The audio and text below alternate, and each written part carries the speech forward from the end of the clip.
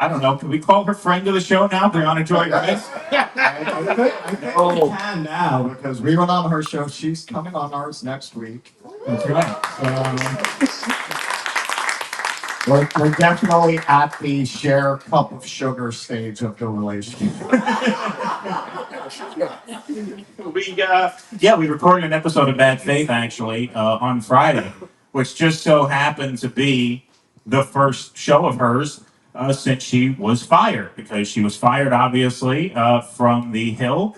And we are truly the Forrest Gump of podcasters. Yeah. Or the C-3PO and R2-D2. We just kind of wander into these things unwittingly. Yeah, but she was canned. She was canned, and it seems like this interview was at least 90% of what did it. So this is the sister of a Hamas hostage speaking out on the rising, and she gave us a little inside scoop on the air. It's nothing that she's going to keep a secret. So we'll spill a little tea, only because we spilled some tea on Friday, but she pre-records. So you guys will hear it first. But here's part of the interview that got her in some trouble. Netanyahu has rejected the proposal to have a full hostage exchange in exchange for an immediate and permanent ceasefire. How do you feel about that? Would you accept personally, would you prefer an immediate and permanent ceasefire if it meant that your sister and the other hostages could be returned immediately? Or do you kind of support Netanyahu's goal of wanting to, quote unquote, eliminate Hamas before hostages are exchanged? Let me ask you something else. Okay, of course, I'll say that. Of course, I'm pro permanent ceasefire because it means that we will bring our loved ones home, all of them. But if we won't bring all of them home, so we didn't do anything. We just let Hamas what they wanted, and we didn't bring the hostages back. Just think about yourself being in one of the countries inside the U.S., being attacked from Mexico. Let's say like that.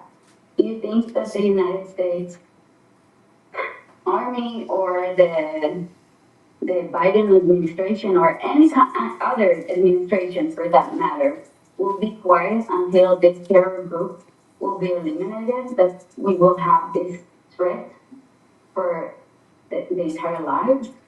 Yeah, I mean, I think that's an interesting analogy. I don't think that we would endeavor to eliminate all Mexicans if that were Yes. Interesting analogy. By interesting, I mean totally fucking psychotic. Yes. You notice Briahna did not try and make this a political talk. She tries to keep it very much about her perspective.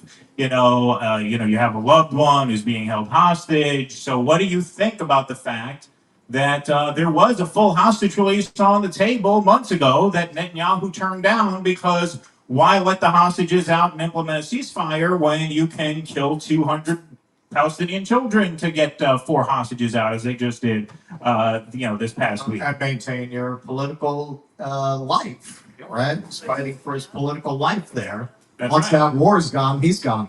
One of the Israeli war cabinet just resigned. Right? We have the smartest people. Benny Gantz. He just resigned. Well, There was 4 of them. before the show. Told me he was in, so I got his first on that. This is the most subtle Hasbara you've ever witnessed. What we've been doing. Exactly. Just wait until we spring the trap. Yeah, that's right. She tries to keep it pretty personal, and this woman here comes at her over and over again for reasons which we will get into in a little bit, but let's keep this going. Eliminate all Palestinians, but let's talk again about my sister, okay? My sister is a woman. She's 23 years old. She's being held by a group of terrorists that can do anything they want to her. You're a woman. You know how it feels like to feel unsafe, to feel like a man can control you, to hug you or touch you in a way that you don't want to. But you will have your phone and you can call your mom or the police or tell someone to come rescue you and still be at home. So when he will release you, maybe you can go home or go to complain. And she can't.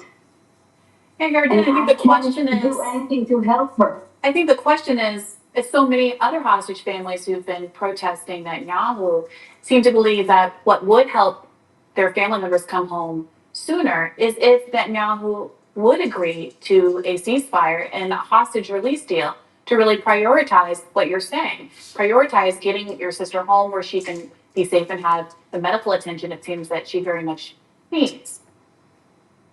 You're very right that sometimes throughout those deals, we thought the Hamas wasn't agreeing anything at all. Okay, this woman is obviously undergoing some trauma, and Briahna seemed pretty sensitive to that. She kept trying to bring it back to her and her family, and then she kept saying, well, what do you expect Netanyahu to do? Yeah, we want a ceasefire, but the Arabs aren't taking the deal, which is not true. There was a full hostage exchange on the table months ago. And now here we have the moments that caught a lot of people's eyes here. We hope that Netanyahu agrees and Israel agrees to the ceasefire deal that could bring all the hostages, including your sister, home. And I'm sure many people watching are praying for her safety. Thank you, me too. And I really hope that you specifically will believe women when they say that they left her. All right, thanks for joining. Okay. That's the yeah, there we go. So let's take a replay because apparently there was an eye roll here. Now, as a sarcastic Jew bastard, go back. Eye roll. As to the left. Exactly. Let's see if we can analyze this. You specifically will believe women when they say that they Oh, here. Thanks for joining. Stick around. More right coming up next. Okay, so what happened there was obviously she was not rolling her eyes at the idea that her sister is being raped by Hamas. She was obviously rolling her eyes at the insinuation that because I don't believe a mass rape story that has been debunked numerous times by numerous outlets, which Briahna cited earlier in the interview, she was saying that because you don't believe this story that has been debunked over and over again, that you don't believe women, basically. You don't take seriously sexual violence against women. So she kind of rolled her eyes. You're making this insinuation based on my debunking of the story that you insisted on injecting into this conversation. Now, when I say you insisted on injecting this story into the conversation, she revealed this to us when we recorded with her on Friday, and then apparently I didn't watch the interview because we were pretty busy this weekend, but she went on a Greenwald show where she said that this guest requested to come onto the Hill specifically to confront Briahna Joy Gray. Right. This was not a situation where they went out and they found the family member of a hostage and they brought it to Briahna and said, okay, this is the segment we're going to do. Because honestly, the thought that crossed my mind, and I watched Nick's stream on this too, and I think I mentioned it to you, Russ, you know, if you're Briahna, this is an extremely difficult interview because you don't want to prosecute the case against Israel to this woman because she's experiencing it from this extremely subjective point where she's, you know, obviously has a, you know, extreme emotional stake in it. And so do you take the interview? Do you say, if you have the option, hey, maybe Robbie should do this one? Maybe this woman was forced to wear a mask at a movie theater 4 years ago and Robbie wants to monologue with her for 13 minutes about that. Who knows? Maybe you should do it. Not me. But apparently she did not have that opportunity because that's not how this interview was put together. This was a setup. She reached out to the Hill. She says, I want to come on and I want to challenge Briahna Joy Gray. Which, what she told us in the recording is that this was almost certainly key to getting her fired, but that you can't really put too much stake in this because if it wasn't this, it would have been something else. This was clearly a setup where they wanted to drag her out, and they did. Yeah. She also said, you know, not backstage while we were recording as part of the show, that very often she would want to turn down guests and she wouldn't be given that option. So, yeah, it was a setup and she got put in really a no-win situation. And I can tell you from having sat literally about where this gentleman is from her during the douchebag dialogue debate about Gaza, she has a very expressive face. And that kind of hurt her here. Right? Like for a lawyer, she's very present. right? And so the face came out, man, how she felt about it. And, it was very obvious that she was being put in a no-win situation of, hey, what do you do? If you don't react, you're almost co-signing what she's saying, right? That you should learn more about this. And if you do react, then you're mocking the sister of a possible rape victim or an alleged rape victim. So that was no win. But honestly, I mean, when we talked about it, we were like, listen, it's not a word I use a lot, but it seems like it was pretty toxic over there at the Hill. Probably better off. Do you really want to be over there dealing with that bullshit? Yeah, because, the dilemma is, as you said, if she had a choice, and it turns out she didn't have a choice because this guest came to them, and the whole point of doing this was to get them to go back and forth. But assuming she did have a choice, what is the right choice in that spot? Right, what do you do? That's certainly the professionally prudent thing to do is to say, I can't go here. Poker face. Yeah, right, exactly. Or just, I'm not going to do the interview. Let Robbie do it. She did not have that It choice. sounds like they didn't give her that option. No, but even assuming she It did. sounds like they kind of made that a deal breaker. Well, of course. Turning down. Well, they wouldn't have taken the interview. This woman wouldn't have done it unless she got to confront Briahna Joy Gray. But if she did have the choice, what choice do you make there? Because career-wise, certainly the smart, safe thing to do is say, don't pick me for this. It's not going to go well. I don't want to say anything that's going to get me fired. But as a journalist, don't you feel you have an obligation to be there to just correct her? Because certainly low T Johnny Bravo isn't going to call her out. So what do? You kind of have an obligation to show up and tell the truth, do you not? And she did, and now she's a freelancer like us again. She'll be doing this room by this time. I told her we have Fridays open if she's looking for a gig. Hey, and we got into this a little bit on our show. I'm sure we'll get into it on ours too. I've taken exception to some of the takes that she's had over the years. And if you watch the show a lot, I've talked about this. Or if you log on to Twitter, I'm sure there are going to be clips of evidence against by tomorrow afternoon. Exactly. Construction paper.